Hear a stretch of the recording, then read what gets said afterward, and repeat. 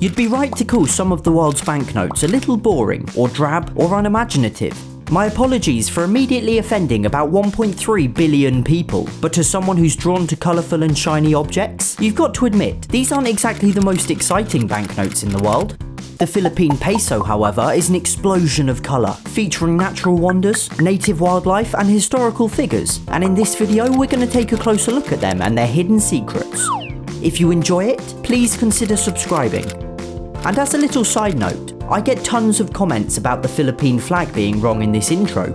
It isn't wrong, it's just that when displayed vertically, the colours get flipped. Anyway, let's begin with the lowest denomination, the bright orange 20 peso. It sees the country's second president, Manuel L. Quezon, who also appears in the watermark and again in this box on the top left. There's also this cool tilt effect up here, where if you tilt the note and get the angle just right, you can see the number 20. The background features a Malacanang Palace, plus a historical scene of when Filipino was declared the national language in 1935. The reverse sees an Asian palm civet in the foreground, and the Banawe rice terraces at the back.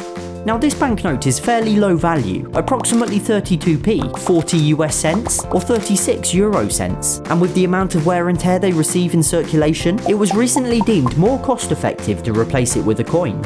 Although I don't have one to show you, it retains Quezon's portrait from the banknotes, which are being slowly removed from circulation. Next comes the striking red 50 peso, featuring 4th President Sergio Osmeña, with an image of the country's first parliament on the left, and of the Leyte landing on the right, the first steps towards the country's liberation in the Second World War. The background, as with all denominations, is made up of microprint text. On the back can be seen a pair of giant trevally fish in front of Tar Lake, a crater lake within which is an active volcano, which itself has a smaller crater lake within. Like all the notes in this series, the featured species glows under UV light, and these random flecks within the paper become visible.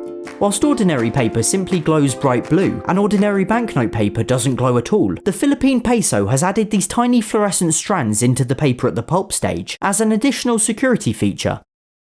Things start to get really interesting with the 100 peso note. It features 5th President Manuel A. Rojas, alongside the country's central bank to his left, and a historical scene of the proclamation of the Third Republic on his right. The reverse features a Mayon volcano and a whale shark, which is a seriously cool animal to have on your currency. But when it was released, this note was deemed too similar in colour to the all-blue 1000 peso, particularly this middle section. Though it might seem easy to tell them apart here in perfect lighting, imagine you're a taxi driver working at night, or you work in a dark club or bar or somewhere. It created enough problems to warrant a reissue of the note, fully purple.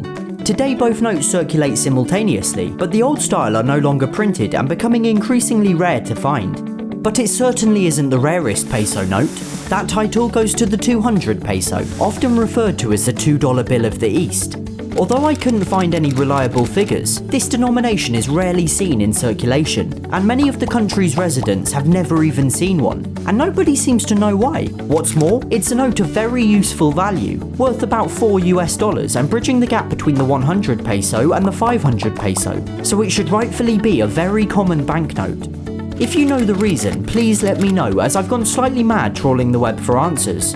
But anyway, it sees the country's 9th president besides the House of Independence and the Baraswain Church, although these images were slightly updated in 2017. The reverse features Atasia against a backdrop of the country's gorgeous chocolate hills. Next, it's a vivid yellow 500 peso, portraying the country's 11th and first female president, Corazon C. Aquino. Beside her is her husband, Senator Benigno S. Aquino Jr., who was assassinated in 1983. To the right is a statue in his honour, and on the left a scene from the People Power Revolution that followed his death. Interestingly, it was dubbed the Yellow Revolution, since many protesters wore yellow ribbons, which explains the colour of the note. And even more interestingly, the couple's son went on to become president himself, and was in office at the time of the note's release. His signature can be seen to the right of the portraits. The reverse features a blue-naped parrot and the Puerto Princesa subterranean river, and was subject to quite some controversy. Firstly, the parrot's beak and feathers are incorrectly coloured, later revealed to be a limitation of the printing method used. And then the little dot that indicates a river on the map of the Philippines is slightly incorrect. I mean, it's not exactly the biggest error in the world. I'm looking at you, Australia, and your $2.3 billion typo. But then the 1000 peso came under fire too. The front depicts 3 famously heroic figures who died resisting the Japanese occupation during World War II. To the left are crowds celebrating the centennial of Philippine independence in 1998. A South Sea pearl is featured on the reverse, with the two Bataha Reefs National Park in the background, including some cool looking fish and a sea turtle. Again though, this denomination was criticised for the location of the map marker. Now this time the location is quite dramatically wrong, but the printers explained they moved it so it wouldn't interfere with this, a UV security mark of the featured species. I suppose it makes sense, but it would have made more sense to just not include a marker at all. And on all 6 notes, the province of Batanes was entirely excluded from the map, though again this was a conscious design choice, essentially cropped out since it was too far north. Despite these minor criticisms, the Philippine Peso has truly joined the ranks as one of the most beautiful, interesting, and certainly colourful currencies on the planet. Not only do they detail significant events in the country's history, but they showcase the very best of its natural wonders and indigenous wildlife, resulting in a series of notes that faithfully honour such a wonderful country.